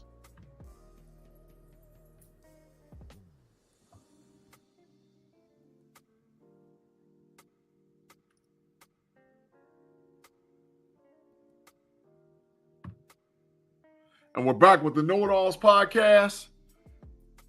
Happy Father's Day to all you guys out there listening to us in the live chat. We've had a lot of great comments, a lot of people rocking with us, and we appreciate you guys. For all the fathers out there, happy Father's Day to you, man. Get the algorithms up. Anybody hadn't hit like, subscribe. You probably already subscribed. Our subscribes went up a little bit, but we still need more. We need you to share it with a friend. To tell them to share it with a friend. But Canelo 62-2, 60 wins, 2 losses, 2 draws. Thank you, Tom. Tom said he loved this show, man. You guys always bring it. We appreciate it, bro. Thanks, huh? Yeah, for sure. After said 100 with that, man. Hey, so listen, Tate. It's Major League Baseball, man. Hey, the Reds the hottest team in baseball, bro. They're not. They just lost 2 out of 3 to the Brewers. Oh, dang. They lost 2 out of 3 since the last time you talked about baseball? Since Friday. They won Friday, lost Saturday, lost Sunday. Well, they ain't the hottest team. They was hot. They was trying to make a comeback. They had won 14 out of 18. 14 out of I guess that's hotter than a firecracker. So now I guess they had one. Now they lost 2 out of 3, so they had that. But now they like 15 wins, 20, 15 out of 20. Yeah, that's still top 3 firecracker hot teams. In these games when you playing division rivals like the Brewers, man, who's in first place, you got to beat them. Yesterday, same inning, 5th inning, the pitcher, Abbott, walked the first 2. They gave up a home run. 3-0. That pretty much stood the rest of the game. Those 3 runs. Today they was up 3-0 in the 5th. And in the 6th, they let the Brewers take a 4-3 lead. They ended up losing 5-4. Matter of fact, Reds guy got thrown out at home plate in the 9th inning for the final out. Got thrown out at home plate, would have tied the game. Our boy Ellie had a heck of a game today, defensively and offensively. He had a homer, a triple, and he was up to bat with runners in scoring position in the 9th, and they walked him and put him on base, and then the dude that came up after him got a hit, but the guy got thrown out of the plate, so we lost that game. Yeah. That loss, man, knocks you guys back down to 4th place. But, man, y'all right there. Your division is jam-packed. Jam-packed. Everybody got like 35 losses. Yeah, the Brewers are 42-29. The Cardinals are 35-35. The Pirates are 34-37. The Reds are 34-37. And the trash Cubs are 34-38. They garbage. We play the Pirates starting tomorrow, Claude. Claude. Go and get ready for the sweep. Go and get ready for the sweep. We going against Skinner tomorrow, though, man. Hey, man. Pittsburgh need to trade him, bro. One of these, including my Phillies, we need to come knocking at the door and get him out of there. Because he's a great pitcher. Yeah, but you don't trade no young pitcher you just brought up that's that good right now. You don't do that. Because you're going to try and get assets. He is an asset. Bro, that's the Pirates be shooting they normal, bro. They get up off of them young assets early and often. They shooting they normal. That's what they do, bro. The Pirates, a dude to look halfway good, and they get up off of him. What they got to do is build with that, man. I mean, because they're not going to pay no money to get no major all-stars. Yeah, he is too young to trade. You're not trading scheme. You're not. He's the future. Tim Lyons said the Cubs is trash. Big facts, Tim. Big fact. Hey, man, my Phillies been stinking up the joint. Tate, you might as well hold the shirt up again. We done stunk up the joint. Let the Orioles beat us, bro. 2 out of, man, come on, man. What is going? But you know what? It's injuries, bro. It's injuries. I understand. It's injuries. I don't want to hear it. We all go through it. Red's been going through it. Suspensions, injuries, no. Bro, we still got the second best record in baseball. We 47-24, bro. Only team. Yeah, the Yanks is balling. the Yanks is balling. They 50-23, bro. The Yanks is balling. But we got an 8-game lead on Atlanta. We ain't going nowhere. But we definitely got to get healthy, bro. We definitely got to get healthy. Definitely got to get healthy. Tay, your thoughts, man, about can the Reds do it, bro? Can the Reds do it? Because I got faith in them. I'm not going to call them trash. I got faith in them, bro. I got the Reds coming back. Like I said, we got Noel Marte, our third baseman, who's been suspended for PEDs, coming back at the end of the month. Yeah.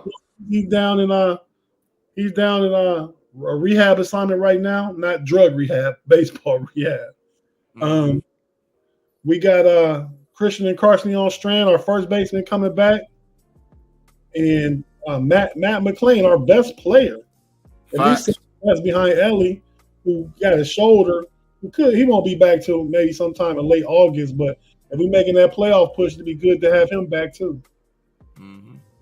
I have no problem with the Red. I mean, I really thought they would.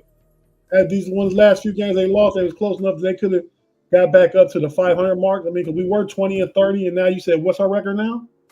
Oh, I just 30. I think I just had it. 34-37. Yeah, 34-37. So we won 14 out of the last 21. 14-7. The Cardinals, the Pirates, and really, to be honest, all 4 of them squads, like I said, are all there packed together. Right. Y'all all packed together between 8.5 and 6.5 behind the leader. So anybody can jump in and get in the playoffs. And definitely, y'all would definitely be in playoff contention right now to get in. Definitely. As far as the NL is concerned, y'all in contention. So I think the Reds can do it, man. I got faith. What you said, the Braves about to go shopping in the Braves is big trash. Mod every year talks that mess about what they're gonna do, and every year they garbage. They a regular season wonder. Hey, garbage. That's not garbage every year. It's hard. Baseball, one of the hardest sports to get in the playoff scene. Yeah, but man, what do they do in the playoffs? They got the World Series a couple of years ago and lost to the Astros. Yeah, they made it once in the last 10 years. They No, made it once. even more than that. To the World Series? Once in the last 10. You could be right. No, Yeah, I feel like once in the, wrong one. what Tim Lyons said, they choke like that. Nah, Tim, the Phillies don't choke, bro. The Phillies don't choke. We lost to the team that won the championship. Keep in mind. The 2 times we've lost in the last 2 years, we lost to the Arizona Diamondbacks who won the championship. And we lost to the Houston Astros who won the championship. That's not called choking. That means you got beat by the champion. You need to get on the sideline with them St. Louis Cardinals over there. When the last time they done smelled anything? Nah, come on, bro. That ain't choking. Choking is when you lose to a team you're not supposed to lose to. They lose to champions. So we don't choke at all. Teams win the championship that beat us. So I'll take that out every year, all the time, all day, every day. Tate. So they won in 2021. I think they lost in 2022 to the Astros. Yeah. So that's 2 times right there in the last 10. 2 in the last 10? Okay. Yeah. But that's what we call you to know it all, the does and the most. You do the checking in, bro. You check it. All right, last subject, last topic before we get to the close. We got 8 Saturdays, man, till this thing kicks off with college football, man. There's been a lot of stuff going on in college football. The world has changed completely. College football is now like the minor leagues for professional football, but it's amped up even more. Tate, 8 weeks out, the kids are in camp now. They've been running back and forth, training super hard, trying to get themselves together for it. If you had to pick a top 4 team right now, 1, 2, 3, 4, who's your top 4, Tate? College football, as of today. Georgia. Okay. Ohio State.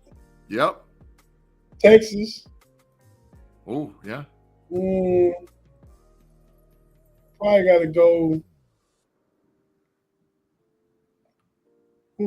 It's between Penn State and Alabama. Ooh. Top 4 right now today. I'm gonna say, I'm gonna give Claude 1, man. I'm gonna say Penn State only because Alabama got a new coach and I don't know how that's gonna go. Wow.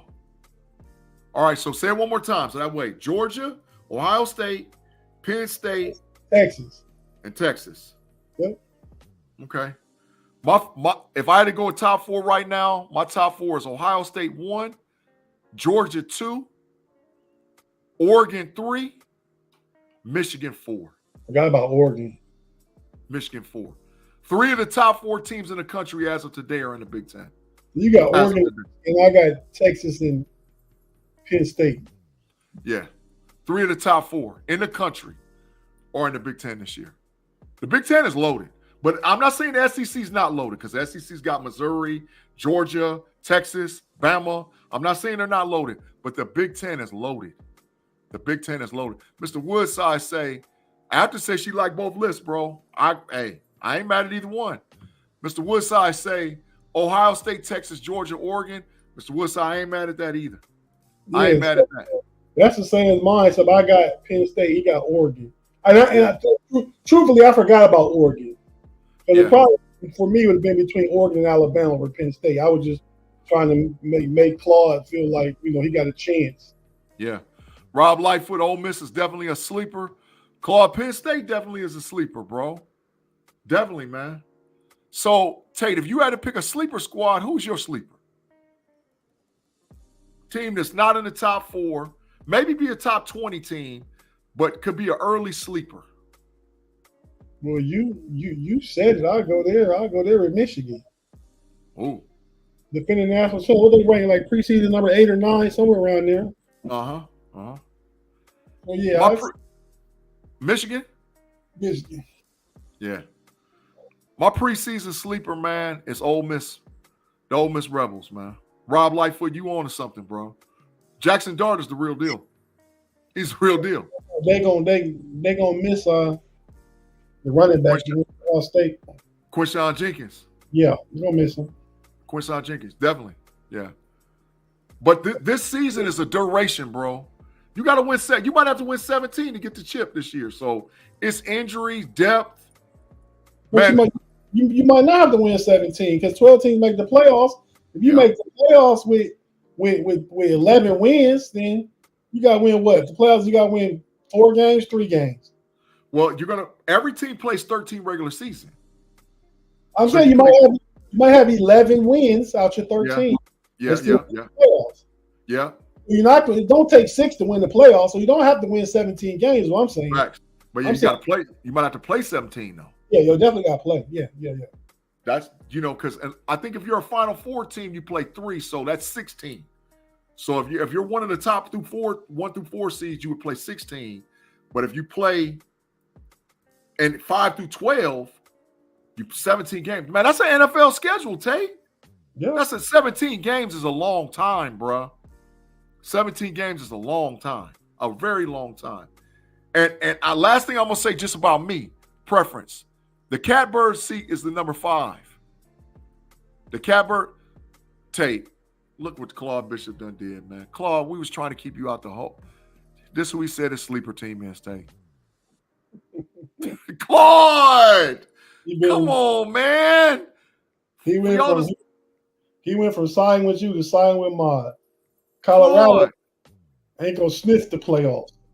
Claude, they are not gonna see no. You know what? I gotta put him in for that one, man. I was trying to duck it. Claude, you had almost made it through 2 consecutive shows, man. The Colorado Buffaloes are not gonna see no part of the playoffs, man, this season, man. They're gonna be fortunate to get 8 wins. 8 wins at the max. They're not gonna see no more than that. No more than 8 wins, man. For this season, man. Says, what I have to say to win it all? Oh, Mr. Woodside, what'd she say? She said, I don't see the Buffaloes getting close. Afton, you're absolutely correct. Even though they got a much improved roster. They do, including a transfer from Ohio State, Dallin Hayden, running back. So they got a much improved roster, but nah. Clemson making some noise this year. I could see it if Dabo Swinney get out the way and let the coaches coach. Yeah, for sure. All right. Miami and Florida, the best teams in the ACC. And Miami got a squad. Florida State got a squad. And I got a burner for this too. The Florida Gators might win 1 game. I'm G. Stradamus in it. And that would be a shake to 1 game, Tate. While I'm talking about it, look up their schedule. The Florida Gators their 1 game win might be against Fordham. They might lose every other game that they play. They have one of the hardest college football schedules I have ever seen in my whole life. I have never seen a schedule as hard as the Florida Gators 2024 season. At quarter time, they win at least 3. Can I tell you the games first before you bet? I just want to bet. I don't know. I know Florida ain't going to only win on 1 game. I bet quarter time that they don't win more than 3. I bet quarter time. I bet quarter time right now. Let me get the sign. How much is quarter time? We're going 15 minutes? 15 minutes. You owe me 15 minutes too right now. Yeah, I know that. Okay. I know that. But the Florida Gators, man, ain't winning no 3 games. What can really put you in on a 2-man show? What you talking about? I couldn't actually take your quarter time today. Yeah. So listen, this is their schedule, bro. So that way you bet it. They play the Miami Hurricanes first game. They play Sanford the next game. Win. They play Texas A&M at Texas A&M the next game. They play Mississippi State the game after that. They play the University of Central Florida the game after that. They play the Tennessee Volunteers the game after that. They play Kentucky the game after that. They play Georgia the game after that. They play Texas the game after that. They play LSU the game after that. They play Ole Miss the game after that. And then they play Florida State the last game of the season. The Gators, man, is cooked. It's Gator bait this year, bro. The Gators is cooked. They definitely could be. I can't dispute that schedule. I mean, Sanford, Central Florida,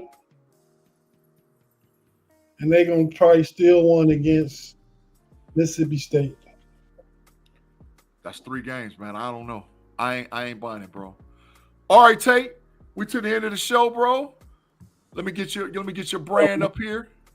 Let me get your brand. I got to get your brand for sure. Because Tate always says, you know, Tate, what you say. You can preface it while I look for the brand, Tate. What you always tell them. You know what you always tell people. I know I said the other day on the Homies Overtime, doing shows with you is good for my brand because I'm always right. I don't know if it's always right, but you always say this, though. I told you. What did I tell you? Didn't I tell you? Because I told you. That's what you always say. Well, you always right. You always got to tell some joker I told you so, right? Shout out to hey, let's give after the question a shot real quick from you, Big G, before I go. Notre Dame. Who said Abden said something about Notre Dame? Yeah, you put it up. You took it down. You ain't paying attention. Does Notre Dame have a pathway to the playoffs without a conference? Yes, but they can only finish the 5 seed. That's the highest they can finish. It's 5. But they do have a pathway. Will I they? think there's they can't win a 1, 2, 3, 4 seed. They can get the highest they can get is 5. I think a 2-loss Notre Dame team can't get in. Okay. I think because their schedule is good enough.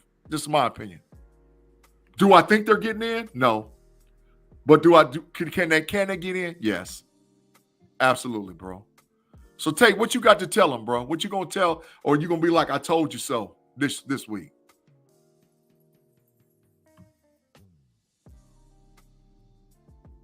Tate Boy Fresh, you good? Oh, your mic gone, bro. We can't hear you.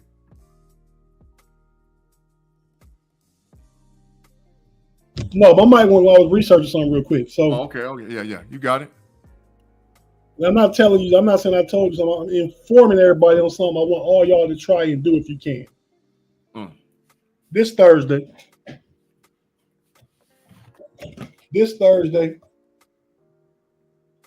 the St. Louis Cardinals play the San Francisco Giants on Fox Television. Coverage starts at 5:30 Eastern. Mm-hmm. It's at Rick Woods Field in Birmingham, Alabama, the oldest baseball stadium in the country. These two teams are meeting. This is like the holy grail of fields, baseball fields for Negro League players. Mm-hmm. And this Sunday, they're going to be honoring the Negro League baseball teams and players and the inclusion of Negro League records into Major League Baseball record books. Mm-hmm. My thing, and I want you all to watch because my friend of the show, Luke Atkinson, is going to be honored there among other players that are still alive that played in Negro League. So that first half hour of the broadcast, you'll see those guys walk out on the field, get their names called. You know, I don't know what else Major League Baseball is doing that. I know he goes, MLB is flying him out Wednesday.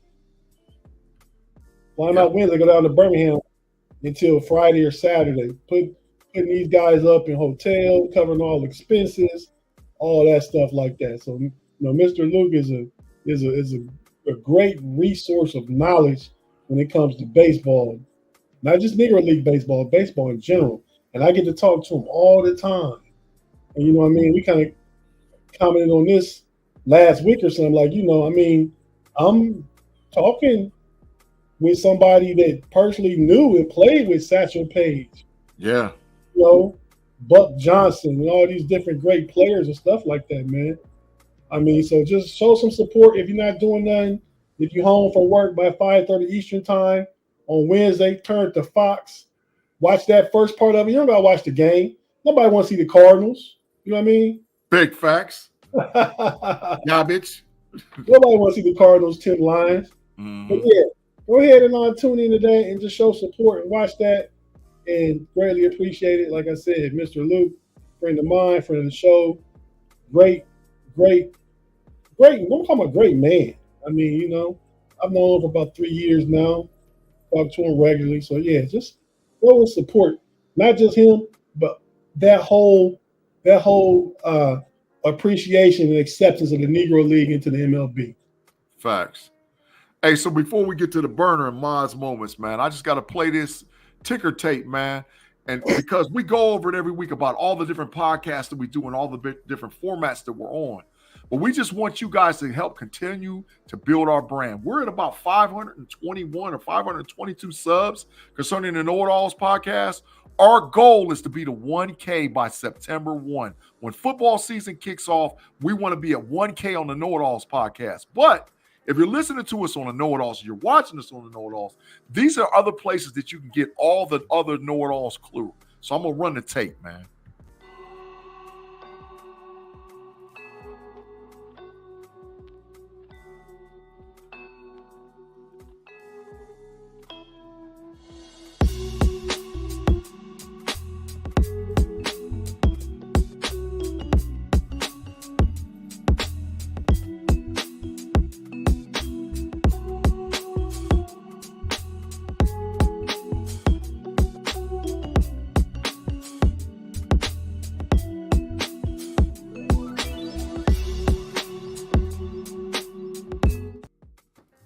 Yeah, thanks again. You can always catch us on all of those different podcast lands. But like I said, we're here today on the KnoItAllZ platform, and we're trying to get to that 1K for sure.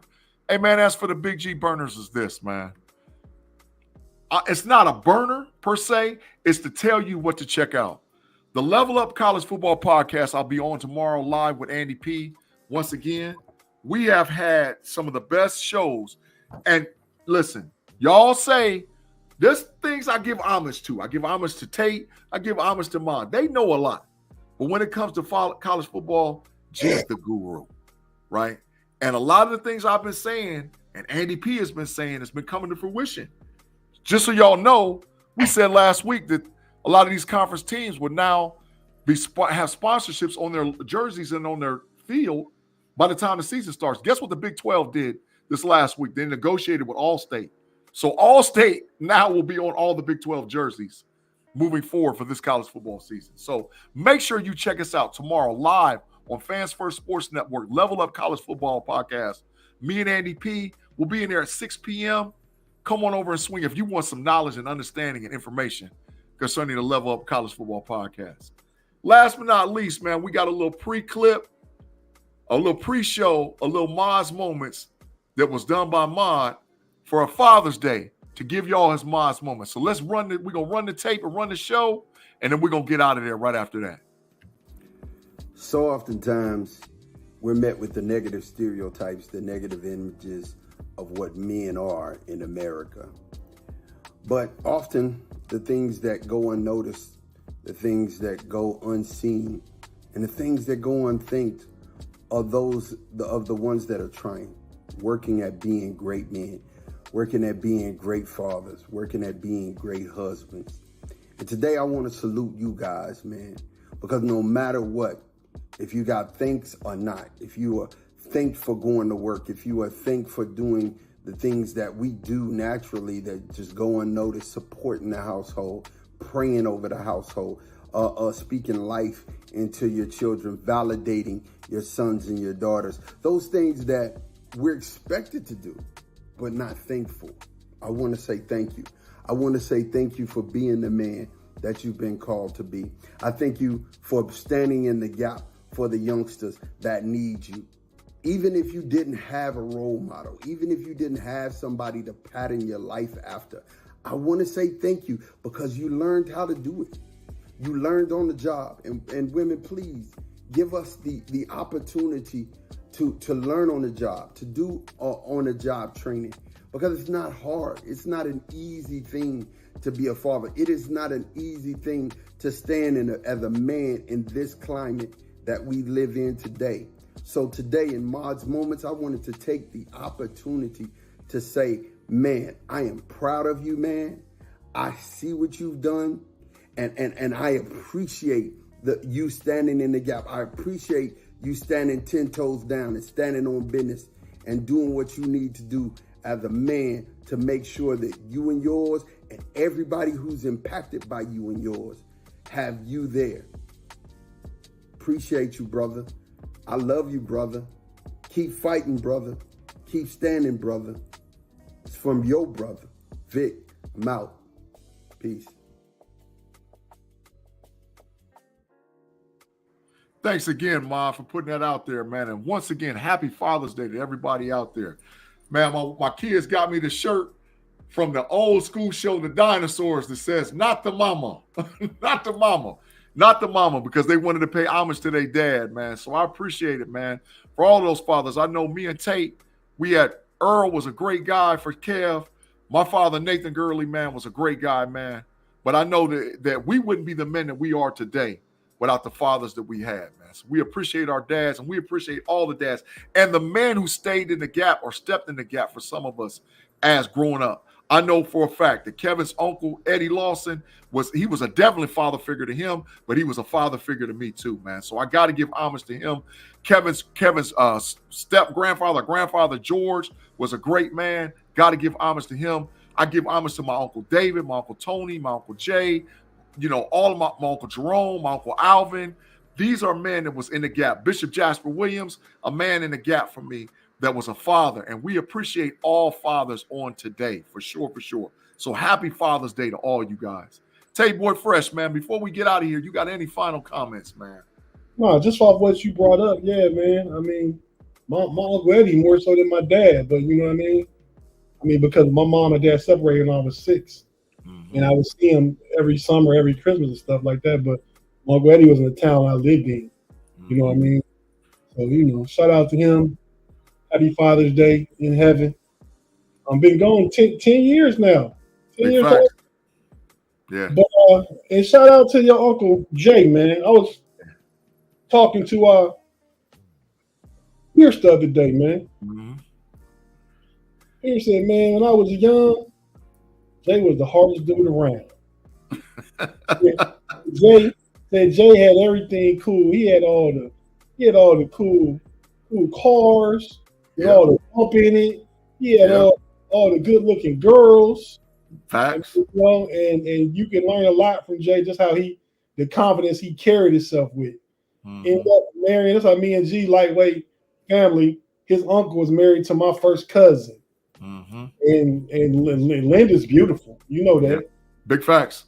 They probably 60 something now, but early 60s anyway. But go back 40 years ago. Yeah. When they was in their late teens, early 20s. Dime. Right. Dime piece. Right. Yeah. Shout out to Jay McGee, man, in the hometown of Lima, Ohio, man. Mm-hmm. Got to give it up for all the men that were influential and played a father figure. And last but not least, I got to give homage to my grandfather, man, Mr. Leonard McGee, man. Rest in heaven, man. Love you and miss you. Who was my GOAT, my father figure, man. For all, even though I had a great dad and Nathan Gurley, Leonard McGee, man, you was my GOAT, man. Love you and miss you a whole lot, man. Great, man. Shout out to my Uncle Tommy Pitts, too, man. Yeah, big fact. Yeah, Uncle Tommy, yeah. He was there for a too. Yeah, definitely a father figure in the community. Definitely a father figure. Yeah. For a lot of people, for sure. Yeah. All right, Tate. Once again, we're closing out on another edition of the KnoItAllZ podcast. Thank you all for rocking with us. We'll check all you guys next Sunday on the KnoItAllZ podcast for sure. Have a great, wonderful Father's Day. What you said now, bro?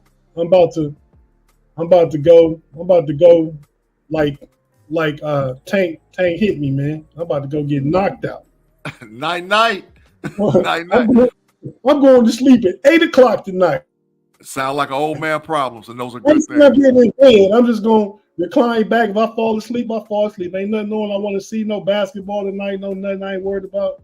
My wife probably watching some dumb reality show, so I'm going to fall asleep on that and sit beside her and sleep and snore and interrupt her while she watching her show. I ain't far behind you, bro. So we'll check all you guys next week on the KnoItAllZ podcast. Until then, we'll holla. Peace.